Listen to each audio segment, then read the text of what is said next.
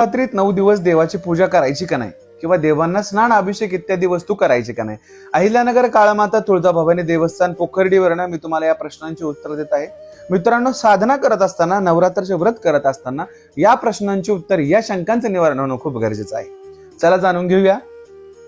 आपण 9 दिवस जे आहे ते देवीची मूर्ती जर स्थापित मंदिरात असेल तर त्याची पूजा, स्नान, अभिषेक विधी होतो. परंतु घरातले जे देव असतात, जे टाक असतात, त्यांची पूजा मात्र, अभिषेक मात्र या 9 दिवसात होत नाही. पूजा होते परंतु अभिषेक, स्नान इत्यादी वस्तू होत नाही. आपण फुलं मांडू शकतो, घटाला घटमाळी वाहू शकतो, दीप धूप नैवेद्य इत्यादी वस्तू आपल्याला करायच्या आहे, परंतु देवाला स्थानावरून हटवायचं नाही. कारण की प्रत्येक भगवंत हा जगदंबेच्या तपात बसलेला असतो आणि आदिमायादी शक्ती देखील महिषासुराचं, दैत्याचं मर्दन करण्यासाठी, आपल्या मनातले जे दैत्य आहेत, ज्या या पृथ्वीचा विनाश करणाऱ्या शक्ती आहेत, त्यांना संहार करण्यासाठी भगवती देखील तपाला बसलेली असते.